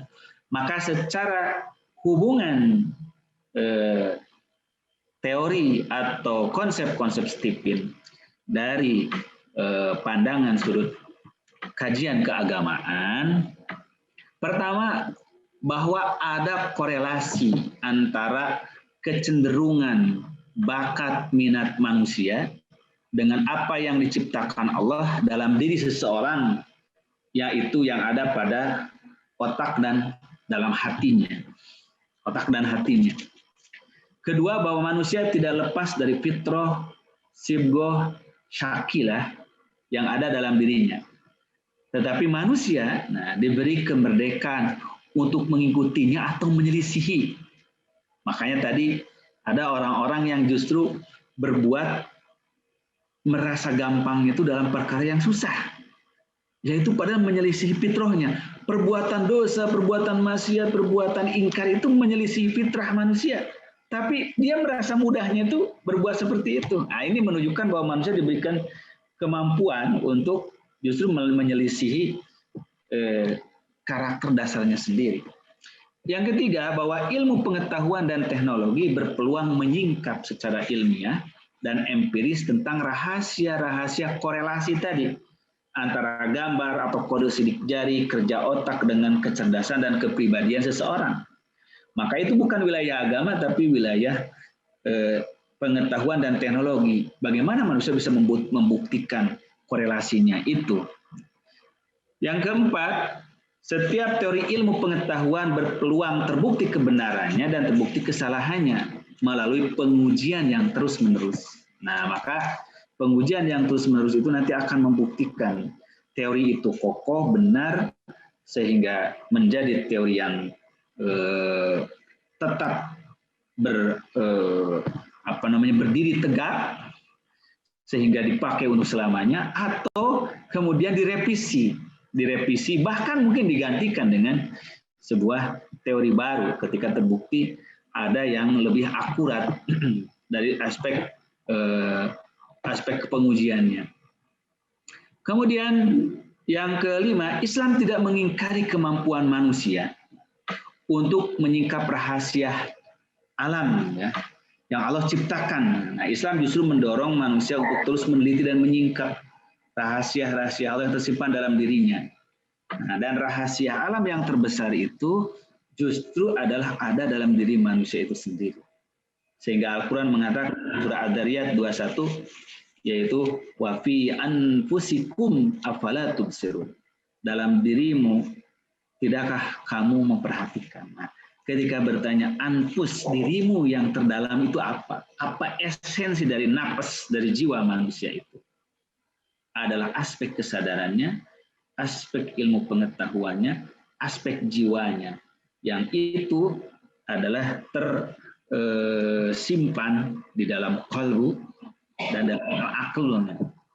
Kemudian di ayat yang lain Allah firmankan surah Fussilat ayat 53, sanurihim ayatina fil afaq wa fi anfusihim hatta yatabayyana lahum annahul haqq. Kami akan memperlihatkan kepada mereka tanda-tanda kekuasaan kami di segala wilayah bumi dan pada diri mereka sendiri, hingga jelas bagi mereka bahwa Al-Quran itu adalah benar. Nah, jadi Allah Subhanahu wa Ta'ala menjanjikan ketika manusia terus menyingkap, terus mengkaji, terus meneliti, maka Allah Subhanahu wa Ta'ala akan sedikit demi sedikit membuka tabir-tabir rahasia misteri alam semesta ini, sehingga yang tadinya dianggap oleh manusia yang mustahil, dianggap perkara yang gaib, dianggap sihir, dianggap dongeng, dianggap khayalan, itu akan terbukti menjadi kenyataan. Alhamdulillah. Begitu pula yang ada dalam diri manusia. Nah, inilah yang dinyatakan oleh Al-Quran Karim. Jadi saya kira secara garis besar, baik tinjauan akidah, selama itu dirumuskan dengan kajian ilmiah dan penelitian-penelitian empiris yang teruji, itu tidak bertentangan dengan akidah. Begitu pula dari aspek muamalah, selama di dalamnya tidak ada unsur goror, tidak ada unsur kesamaran, ada unsur zalim kezaliman, tidak ada unsur manipulasi, tidak ada unsur riba dalam transaksinya. Kalau itu berbicara tentang transaksi muamalah, maka itu berarti adalah muamalah yang sahihah. Itu adalah berarti interaksi yang benar dan halal dalam ajaran Islam. Barangkali itu saya kira secara garis besar yang dapat saya sampaikan karena keterbatasan waktu. Hanya saja yang saya masih awam itu, yang saya sendiri tidak bisa menjelaskan dan juga ingin mendapat penjelasan, yaitu tentang bagaimana penemuan rumusan teori tentang skenan dari sidik itu, yang sidik jari tangan itu yang terhubung kepada pola kerja otak. Nah, apakah itu melalui sebuah asumsi, hipotesis, atau itu memang dikaji, diselidiki secara anatomi atau apa namanya neurologi ya, tentang kajian saraf dan otak yang terhubung kepada gambaran jari tangan manusia. Barangkali itu yang masih terselip di hati saya, yang saya sendiri belum membaca tentang penemuan apa namanya kode-kode sidik jari itu yang menjadi tanda ciri langsung kepada kerja otak. Nah, itu barangkali yang masih saya sendiri belum begitu memahami. Dalam kesempatan seperti ini, mudah-mudahan mendapat informasi juga dari yang lebih berkompeten. Baik. Barangkali Pak Moderator, mohon maaf apabila kekurangan. Assalamualaikum warahmatullahi wabarakatuh. Waalaikumsalam warahmatullahi wabarakatuh. Masya Allah, luar biasa. Selamat hari. Zainuddin, dan tadi ada pertanyaan yang mengganjal dari Pak Kiai. Boleh Ayah Farid boleh jadi akan menyampaikan sesuatu terkait dengan itu, hubungan sidik jari dan juga pola. Baik. Silakan. Alhamdulillah, ini saya mesti cium tangan dengan Ustaz JJ ini. Alhamdulillah kajiannya luar biasa. Mohon maaf saya tadi nggak nyebut, saya pikir tadi Ustaz JJ sudah karena faktor teknis tadi dikirain sudah off. Masih. Harusnya kalau ada Dokter JJ ini saya harus cium tangan ini. Tidak usah. Sekarang dancing gini aja. Ada pandemi gini ya. Ada pandemi. Oke. Baik, saya memberikan penjelasan yang ringkas berkaitan dengan kaitan antara sidik jari dengan otak. Ini supaya mudah. Betul. Di dalam setiap sidik jari, siapapun sidik jarinya, nanti akan ada garis masuk ke dalam sampai di bagian dalam itu tidak ada lagi tambahannya, itu ujungnya. Di dalam ilmu sidik jari itu disebut dengan core. Nah, demikian juga sidik jari itu kalau diputar keluar, nanti akan ada yang paling luar yang tidak ada lagi putaran lingkarannya, itu disebutnya delta. Nah, secara mudahnya, Dr. Jaja, jadi antara core titik paling dalam dengan garis paling luar yang disebut dengan delta itu, kalau kita buat garis melintang, maka nanti akan bisa dihitung dengan mudah pada garis melintang antara core dengan delta itu, berapa banyak garis sidik jari yang melewati garis melintang tadi. Kalau jumlahnya banyak, maka itu berarti bagian otak tertentu itu menjadi lebih besar. Kalau misalnya jumlah garis yang melewati garis yang melintang tadi jumlahnya lebih sedikit, berarti bagian otak tertentu itu lebih kecil. Karena itu ahli sidik jari bisa dia dengan cukup memasukkan tangan kita melewati loket tanpa dia mengetahui di belakang layar, cukup membaca dari sidik jari menggunakan komputer 3 dimensi. Dia cukup menghitung jumlah garis saja yang antara core dengan delta tadi, dihitung dengan seksama pakai hitungan matematik biasa. Tinggal dia harus memiliki rumus yang sesuai. Kalau ibu jari telunjuk, jari tengah ini mencerminkan bagian kepala sebelah mana. Nah, masing-masing jumlah garisnya akan berbeda. Sehingga dengan jumlah garis yang berbeda yang melintang tadi, yang melewati garis yang melintang tadi, maka orang yang ahli sidik jari akan bisa menggambar bentuk kepala orang tanpa harus melihat kepalanya. Cukup dengan melihat sidik jari berdasarkan hitungan sidik jarinya tadi. Nah, ini yang disebut dengan metode ridge counting. Jadi sederhananya, ilmu pengetahuan sudah membuktikan bahwa antara sidik jari dengan bentuk kepala atau besarnya otak itu confirm memang sudah sangat saintifik. Ditambah memang ada penelitian dari Profesor Dr. Zaiguijin, dia melakukan studi longitudinal selama 29 tahun dengan jumlah sampel yang besar, 40.000. Hasil risetnya mengatakan bahwa antara dermatoglif atau sidik jari, sistem nerve atau sistem saraf di dalam otak, dan kemudian DNA di dalam tubuh manusia, 3 item itu ternyata satu kesatuan. Satu sistem, aligning. Jadi orang bisa melihat kerjanya otak dengan cukup melihat dermatoglifnya saja atau sidik jarinya saja. Atau orang bisa melihat sistem nerve-nya atau otaknya atau bahkan DNA-nya.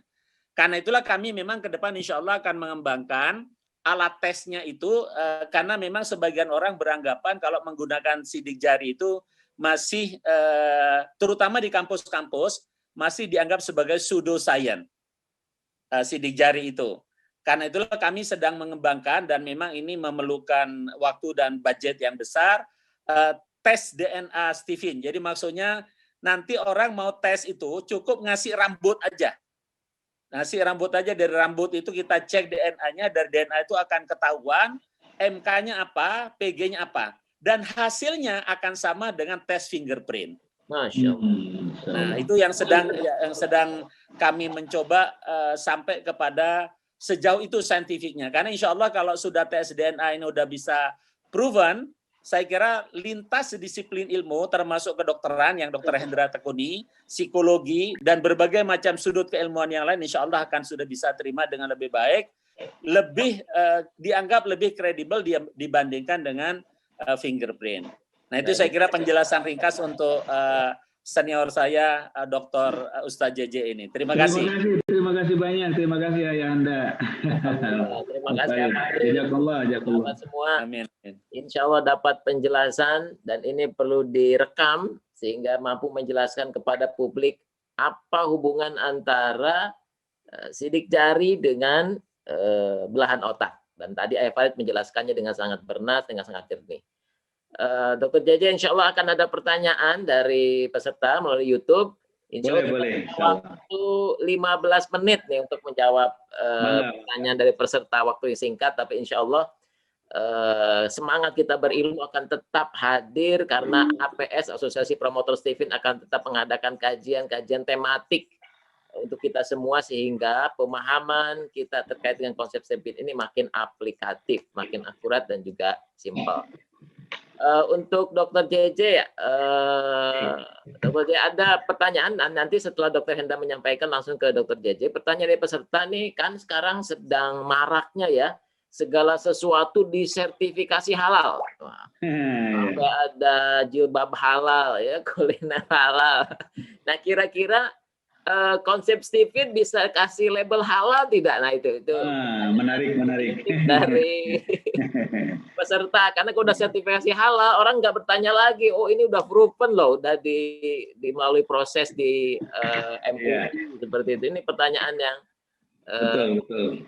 Yang kedua, pertanyaan yang banyak terjadi adalah bagaimana menjelaskan secara dalam sudut pandang agama bahwa ini tuh bukan ramalan, bukan syirik dan sebagainya dengan bahasa yang lebih sederhana. Itu ada pertanyaan dari YouTubers ya, dari komen di YouTube.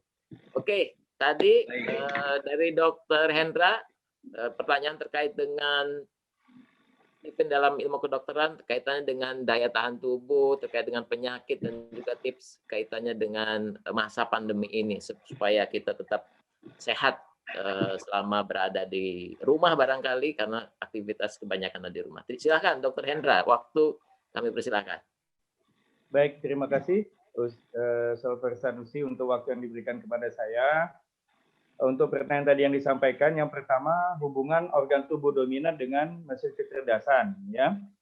Jadi memang dengan 5 belan otak tadi, masing-masing organ tubuh dominan itu akan jika kita tingkatkan kualitasnya, jadi sederhananya gini, pada sensing misalnya, pada sensing dengan menjaga sistem organ pencernaan lebih bagus, ya, jaga pola makan, kemudian juga dengan olahraga, maka dengan sendirinya organ-organ tubuh yang lain akan juga meningkat kualitasnya, ya. Jadi itu kaitannya dengan daya tahan tubuh. Jadi semakin terjaga organ tubuh dominan kita, maka daya tahan tubuh kita akan semakin meningkat. Ya, ini juga terkait dengan pertanyaan nomor 2, di mana ditanyakan kaitan organ dominan dengan penyakit. Ya, dalam observasi klinis yang sudah saya lakukan di tahun 2018 dan 19, ya, Di situ saya mendapatkan, jadi kasus ini salah satu sampel ya, pada orang feeling, ya, di mana kita tadi tahu sudah sebutkan organ dominannya adalah di pernapasan atau di paru-paru.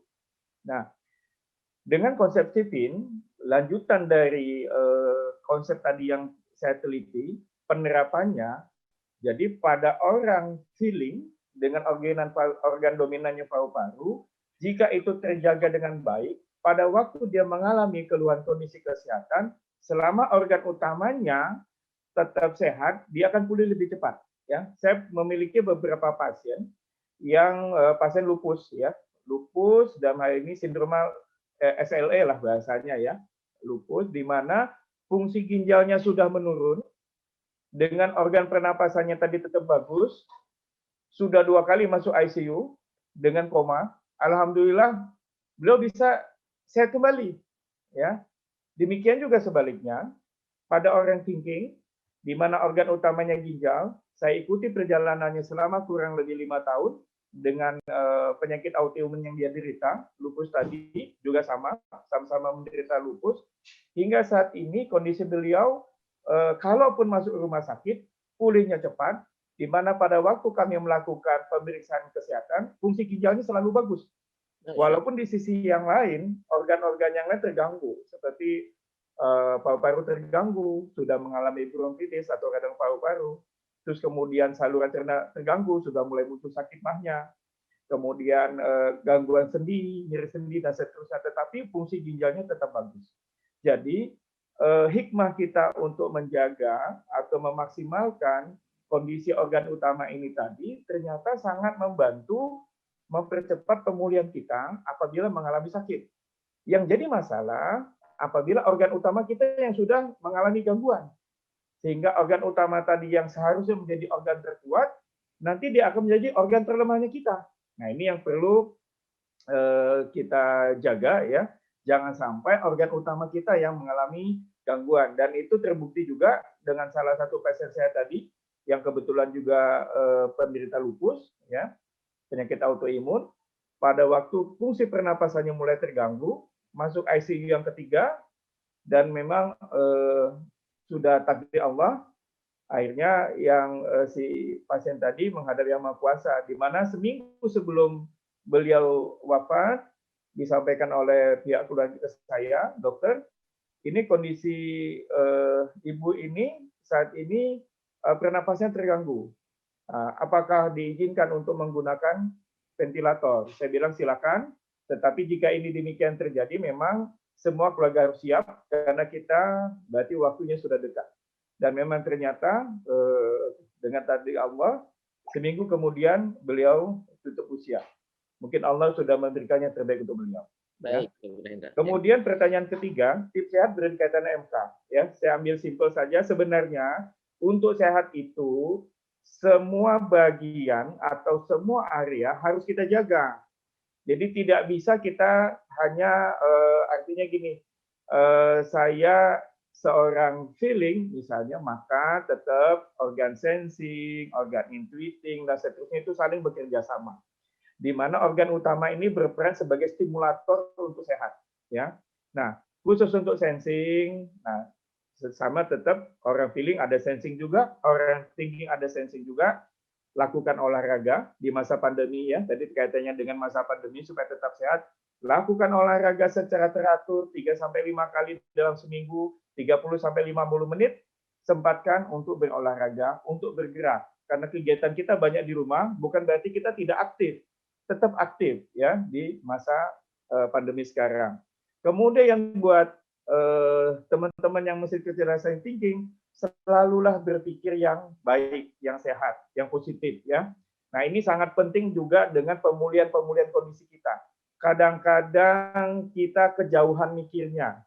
Kadang-kadang kita belum terjadi sesuatu, kita sudah berpikir yang negatif dulu. Nah, ini juga kaitan dengan teman-teman intuiting. Jangan menduga-duga yang negatif ya, jangan kejauhan ya. Jadi ini tips untuk tadi thinking, intuiting ya. Jadi selalu merencana yang positif, berpikir yang baik ya. Mudah-mudahan kita akan semakin sehat. Terus bagi feeling ini sangat penting dan bukan cuma buat feeling sebenarnya. Ini buat semua. Terutama buat teman-teman yang kebetulan pada saat sekarang terpapar COVID-19 atau SARS-CoV-2. Ternyata faktor mental, faktor psikologis itu berperan besar. Jadi jangan terlalu baper, jangan terlalu sensitif. Kalau Anda sudah terpapar, ya udah jalanin saja. Ya, jangan terlalu stres dengan kondisi kesehatan atau situasi sekarang. Karena ternyata pada waktu kita mampu mengendalikan stres, kita akan pulih lebih cepat, ya, dan kita akan siap dengan risiko. Terus kepada teman-teman yang insting, lanjutkan, selalu berbagi, ya, berbagi kesehatan, berbagi kemanfaatan. Karena itu ciri khas pada orang insting yang akan membuat Anda tambah sehat. Mungkin itu Sobat Sanusi ya, singkat saya coba menjawab 3 pertanyaan. Semoga bisa memenuhi harapan dari yang bertanya atau menjawab pertanyaan ditanya. Demikian, terima kasih. Pertanyaan di komen YouTube banyak banget terkait dengan penyakit, terkait dengan kesehatan, dan ini menjadi hal yang perlu kita gali lebih lanjut dalam kajian tematik kesehatan ini, karena memang sehat itu kadang dilupakan oleh sebagian besar orang. Maka yuk kita. Ustaz Farhadi? Ya, siap. Saya ingin menambahkan. Ya, silakan Ayah. Saya menggunakan kalimat yang sederhana apa yang disampaikan oleh Dr. Hendra tadi. Jadi organ utama setiap orang sesuai dengan MK-nya itu menjadi martir dan sekaligus menjadi benteng terakhir. Jadi kalau ada penyakit masuk, dialah yang paling duluan ngadepin. Ya, sekaligus dia menjadi benteng terakhir, jangan sampai jebol. Maka betul seperti yang diriset oleh Dr. Hendra itu, walaupun memang semua organ harus kita pelihara, tapi tetap jangan sampai organ utama kita yang berantakan. Itu justru yang menjadi andalan kita, karena dia bersifat menjadi martir. Setiap ada bakteri, kuman, virus masuk, dia yang duluan ngadepin, tapi dia juga menjadi benteng yang paling terakhir. Ya, kalau sampai dia jebol, maka dia akan bermasalah kepada orang tersebut. Kemudian yang kedua, saya punya hipotesa berkaitan dengan COVID ini. Sebagian besar yang kena serangan COVID ini adalah orang thinking. Karena dia paru-parunya kecil, kalau berdasarkan ukuran tadi, jelas paru-paru yang paling besar itu adalah miliknya orang feeling, dan DNA-nya adalah DNA respiratory, artinya kemampuan sel bernafas itu lebih hebat dibandingkan dengan kita pakai diametralnya ya, berlawanan sekali antara kemampuan bernafas selnya orang feeling dibandingkan dengan kemampuan bernafas selnya orang thinking. Sudah paru-parunya kecil, DNA-nya bukan DNA respiratory.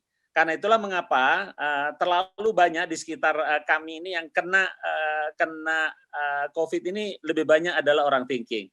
Bukan berarti orang feeling nggak kena, tapi ciri-ciri yang paling menonjol pada orang feeling, yang seperti sering saya candain di dalam workshop kan, kalau orang feeling kena COVID ini, seperti dia orang tanpa gejala. Tiba-tiba udah meninggal aja. Kenapa? Karena udah parah sekali. Udah paru-parunya udah nggak nahan banget, sementara sebelum-sebelumnya itu dianggap enteng, seperti orang tanpa gejala, karena masih kuat. Tapi begitu paru-parunya jebol, udah langsung meninggal. Kan sering saya candain, orang feeling itu jarang diopname, tapi sekali masuk rumah sakit, masuknya langsung di rumah mayat. Nah, itu kira-kira yang berkaitan dengan orang feeling itu begitu. Jadi kalau orang feeling kena COVID, ciri-cirinya memang OTG, tapi begitu udah dia pongah, dia sombong, dia merasa yakin kebal dengan COVID, akibatnya dia masuk ke rumah mayat. Tapi secara umum antropologinya begini, saya memahami kenapa Indonesia, meskipun tidak disiplin, penyebaran COVID-nya jauh lebih kecil dibandingkan dengan Amerika yang sudah sampai pada angka 25 juta. Ya karena itu tadi, diantaranya adalah karena antropologi atau struktur badannya orang Indonesia itu struktur badan orang feeling. Rata-ratanya paru-parunya besar. Sel DNA-nya yang paling utama itu adalah sel respiratory. Karena itulah memang dia akan menjadi lebih kuat menghadapi COVID. Walaupun tetap hati-hati. Karena orang feeling juga bisa kena COVID, dan biasanya tanpa gejala. Kalau kita pongah, lengah, maka langsung tiba-tiba masuk ke kamar mayat. Karena itulah memang kita harus menghadapi COVID ini betul-betul dengan sangat hati-hati. Terima kasih, itu tambahannya. Terima kasih Ayah atas penjelasan tadi. Langsung ke Dr. JJ terkait dengan sertifikat halal Stephen. Ini menarik nih. Gimana nih? Terima kasih. Saya singkat saja supaya tidak terlalu minta waktu. Kalau sertifikasi halal itu kan kaitannya dengan makanan, minuman. Ini kan nggak ada produk yang dimakan dan diminum yang dijual Stephen. Jadi tidak ada yang kaitan dengan halal produk. Ya. Jadi tidak masuk ke sertifikasi halal karena tidak ada produk. Kalaupun mau mungkin minta pandangan fatwa MUI yang dipresentasikan begini cara kerja metode Stephen, apakah dalam tinjauan hukum syariat ada penyimpangan? Tidak. Nah, paling itu saja. Dan saya yakin kalau yang saya pahami tidak ada di dalamnya hal-hal yang bertentangan dengan aspek syariah gitu. Nah, itu yang pertama. Jadi itu bukan wilayah ke sertifikasi halal karena itu untuk produk makanan, minuman, obat-obatan dan kosmetik gitu kan wilayahnya. Ini kan bukan itu. Kemudian yang kedua terkait memang ada kesamaran dalam hal menentukan menebak mesin kecerdasan, kemudian personality genetik dengan meramal. Nah, banyak orang menganggap asal menerka menebak sesuatu yang gaib itu dianggap sebagai suatu ramalan. Nah, tentu itu berpikir yang simplistis tentang makna kahana atau ramalan, perdukunan. Ya. Tidak setiap menebak kemudian memprediksi itu dianggap sebagai sebuah perdukunan. Walaupun memang karena perkembangan ilmu pengetahuan di bidang yang menyangkut dalam tanda kutip perkara-perkara gaib itu berkembang dari masa Nabi sampai zaman sekarang ini. Contohnya seperti ilmu nujum. Dulu kalau disebut dengan ilmu nujum hanya satu jenis saja, yaitu orang itu adalah melihat pergeseran bulan, bumi, matahari, dan planet-planet untuk kemudian meramalkan apa yang akan terjadi di bumi, meramalkan nasib seseorang. Nah, sehingga segala jenis yang terkait dengan ilmu peredaran tata surya dan bintang-bintang dikategorikan ilmu sihir, ilmu syirik, karena redaksi hadisnya memang begitu. Manik tabassa minan nujum, faqadik tabassa minas sihir. Siapa yang mempelajari ilmu nujum, ilmu perbintangan, berarti ilmu sihir. Nah, tetapi pada perkembangan berikutnya, ternyata kajian ilmu tentang nujum, tentang perbintangan, itu ada yang baru, yaitu bukan untuk meramal nasib, meramal tentang peristiwa-peristiwa secara tebak-tebakan, tetapi adalah dengan memperhatikan, mengkaji secara akurat peredaran tata surya, peredaran bintang-bintang, peredaran planet itu, dan pengaruhnya terhadap siklus musim. Sampai kemudian bisa ditemukan tentang yaitu cuaca. Nah, maka perakiraan cuaca tidak termasuk ke dalam kategori ilmu nujum yang masuk sihir, karena dia telah terpisah dari kajian atau dari ilmu mitos, dari ilmu mitologi ke dalam ilmu eksak, ke dalam kajian ilmu alam yang nyata. Nah, maka ilmu nujum jadi dibagi dua. Ada ilmu nujum yang tetap sihir, itulah seperti ramalan zodiak gitu kan, yang diharamkan dalam Islam. Kemudian astrologi, astrologi ya kalau nggak salah itu yang ya. Nah, sedangkan kan astronomi gitu, itu jadi ilmu yang diakui kebenarannya dan sangat besar manfaatnya bagi kehidupan manusia. Nah, begitu pula dalam hal kajian tentang perkara yang gaib. Memang Al-Quran menyebutkan di antara perkara yang gaib itu seperti tidak mengetahui apa yang ada dalam kandungan. Kemudian tidak mengetahui seseorang tentang kapan akan hujan. Tidak mengetahui seseorang apa yang akan dilakukan besok. Tidak tahu seseorang kapan dan di mana dia mati. Itu disebutkan di dalam surah Luqman ayat yang terakhir. 5 perkara gaib. Nah, tetapi dalam perkembangan ilmu, ternyata itu pun dibagi 2. Ada kegaiban yang bersifat mutlak, kegaiban yang bersifat hakiki. Nah, ada kegaiban yang bersifat nisbi, relatif, yaitu kegaiban satu masa belum tentu gaib di masa yang lain. Dulu virus adalah gaib, sehingga kalau orang itu sakit tiba-tiba pasti diduganya adalah diganggu jin, diganggu setan, diganggu kuntilanak. Nah, karena ketidakpahaman manusia. Sekarang yang gaib itu tersingkap. Oh, ternyata yang dimaksud setannya, kuntilanaknya itu bukan makhluk genderuwo atau makhluk gaib, tapi itu adalah virus, bakteri, mikroba. Nah, gitu. Jadi ini namanya gaib nisbi, yang ternyata dengan kemajuan teknologi bisa tersingkap. Ini tidak menyelisihi tentang kegaiban, tapi ada kegaiban yang tidak akan pernah tersingkap, yaitu tentang hakikat surga, hakikat neraka, hakikat Allah Subhanahu wa Ta'ala, bahkan hakikat setan dan malaikat, begitu. Nah, itu yang wilayah manusia tidak bisa. Begitu pula dalam hal tadi tentang nasib, maka bisa pendekatan Stephen ini menjadi syirik atau menjadi dilarang dalam Islam ketika tujuannya lah meramalkan, oh ini kamu dalam sekian tahun jadi presiden, kamu dalam sekian tahun jadi direktur, kamu dalam sekian tahun jadi dokter. Ya itu jelas meramal nasib seseorang, tapi yang diprediksi oleh Stephen ini kan bukan orang itu nasibnya akan jadi apa, tetapi dia berpotensi apa dengan kecerdasan otak yang ada itu, dia berpotensi apa dengan personality genetiknya itu yang dia miliki. Kalau dia memahami tentang potensi-potensi yang ada dalam dirinya tadi, lalu dia bekerja sesuai dengan sakilahnya, itu yang diajarkan Al-Quran, yaitu kullu ya'malu ala sakilatih, agar orang bekerja berjuang itu sesuai dengan sakilahnya, dengan karakter dasarnya, dengan mesin kecerdasannya yang sesuai dengan PG-nya yang sesuai dengan dia. Itu justru membantu dia, bukan meramalkan nasib dia kan gitu, tetapi adalah menerangkan tentang potensi dasar dirinya. Itu berbeda sekali. Nah, itu saya kira, dan lebih lengkapnya mungkin lebih rinci nanti saya sharekan makalahnya yang khusus tentang anggapan mengandung unsur syirik, mengandung unsur ramalan.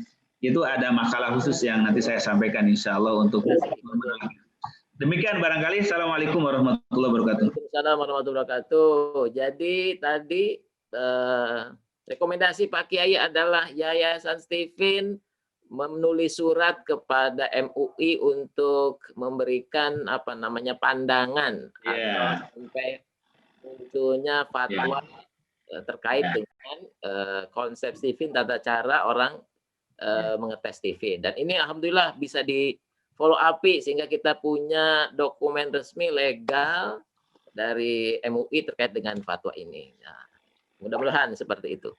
Baik, terakhir kita closing statement. Boleh 1 menit, Dr. Hendra dan juga Dr. JJ dan juga Ayah Farid Poniman untuk menutup Stadium Jenderal Stephen pada malam hari ini. Dipersilakan Dr. Hendra, closing statement-nya. Baik, terima kasih.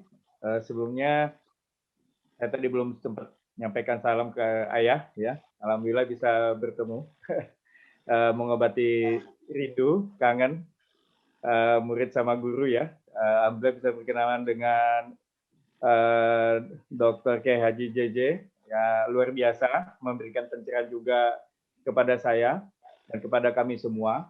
Satu hal yang perlu saya sampaikan kepada kita semua, para penggiat Stephen, kita harus selalu belajar mengembangkan konsep ilmu ini, sehingga semakin bisa diaplikasikan di berbagai bidang kehidupan.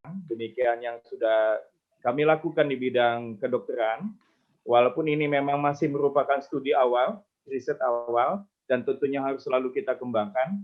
Insya Allah mudah-mudahan Stephen ini bisa menjadi jalan bagi kita semua untuk berbagi kemanfaatan sesuai dengan potensi karakter genetik kita dan profesi yang sudah kita tekuni. Insya Allah semoga menjadi berkah, menjadi pahala buat kita semua, juga Ayah Farid ya, yang sudah dari awal mengembangkan konsep Stipin, dan mudah-mudahan kita semua bisa membantu pengembangan konsep Stipin yang sudah beliau temukan. Demikian itu dari saya. Terima kasih. Assalamualaikum warahmatullahi wabarakatuh. Waalaikumsalam warahmatullahi wabarakatuh. Terima kasih Dr. Hendra. Silakan Pak Kiai closing statement-nya. Baik, terima kasih. Saya mungkin singkat saja, karena ini adalah terkait dengan suatu ilmu yang sangat insya Allah bermanfaat, saya kira, untuk kepentingan dunia pendidikan, dunia kerja, dunia karir, ya, dunia kepemimpinan, politik.